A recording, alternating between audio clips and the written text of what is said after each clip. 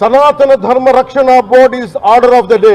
ప్రతిసారి కూర్చోబెట్టి మేము డిఫెండ్ చేసుకోలేం. కనీసం మీకు కోపం కూడా లేకపోతే మేము ఏం చేస్తాం? ఆంధ్ర అనే భావన లేదు ఆంధ్ర వాళ్ళకి. ఎప్పుడు ఆంధ్ర భావన వస్తో తెలియదు. నా కులం ప్రాతిపాదిక సరే కొంతకాలం వరకు జరిగింది. 2019 తర్వాత కులం కూడా పోయింది. ఇప్పుడు సొంత కులాన్ని కూడా వెనకేసుకురావట్లా. ఆంధ్ర భావన ఎలాగో లేదు. కనీసం కుల భావనను తెచ్చుకుని బాగు చేయండి రాష్ట్రాన్ని.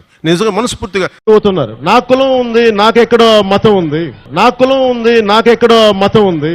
నా కూతురు క్రిస్టియన్ అబ్బా, నా కూతురు తల్లి తన మతాచారం ప్రకారం నా కూతుర్ని రష్యన్ ఆర్థడాక్స్ చర్చ్ లో బాప్టైజ్ చేయిస్తానంటే సంతోషంగా చేయించమని. మా నాన్న ఎలాంటి వాడంటే, మా నాయనమ్మ దీపారాధన వెలిగిస్తే దీపారాధనలో సిగరెట్ వెలిగించిన దేవుడు లేడు దెయ్యం లేదనే వ్యక్తిమత మా నాన్న.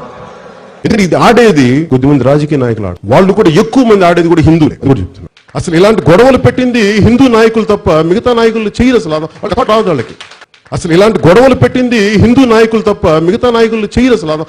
వాళ్ళకి. నిజంగా మన ఈ మధ్యన గోమాంసం గురించి లేదంటే బీఫ్ గురించి ఇంత గొడవ జరుగుతూ ఉంటే నాకు అనిపించింది, బీఫ్ తినాలి అంటే నేను తిని ముందుకెళ్తాను తప్ప దాన్ని వేరేలా చేసుకోనని. అంటే తిండి ఏది తిన్నామని కాదు, నిజంగా మరి తిండి శాకాహారమే తింటే అందరూ గొప్ప వాళ్ళు అయిపోతారంటే మరి గుజరాత్ లో గోద్రా ఘటన ఎందుకు జరిగింది? నాకు ఎందుకు జీసస్ క్రైస్ట్ ఇష్టమో చెప్తాను. ఒకసారి ఇక్కడ నా డైరీలో రాసుకున్నాను. నా పెద్ద కొడుకు పడిపోయాడు. వాడు ఇంత వయసు అప్పుడు పడిపోతే వాడు మోకాళ్ళకి రక్తం వచ్చింది. వస్తే నాకు మోకాళ్ళు నొప్పి వచ్చేసినాయి. నాకు అప్పుడు నాకు గుర్తొచ్చింది మేరీ మాత గుర్తొచ్చింది. నాకు ఇష్టమైన ఎర్నెస్టో చే గెవేరా పుట్టినరోజు. రాజకీయాల స్ఫూర్తిని, పోరాట స్ఫూర్తిని తెలియజేసిన మహానుభావుల్లో ఎర్నెస్టో చే గెవేరా అతను నాకు స్ఫూర్తి.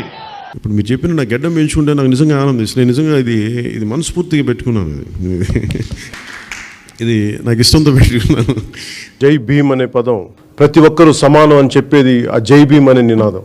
జై భీమ్ అనే నినాదాన్ని మనస్ఫూర్తిగా నాకు వ్యక్తిగతంగా రాజకీయాల్లోకి రాకముందు నుంచి, సినిమాలోకి రాకముందు నుంచి డాక్టర్ బాబాసాహెబ్ అంబేద్కర్ ఆశయాలను అర్థం చేసుకున్న వాడిని, చదివిన వాడిని, ఈ సోషల్ బ్యాక్వర్డ్నెస్ ని ఇవన్నీ ముందుకు తీసుకెళ్లిన మహానుభావులు.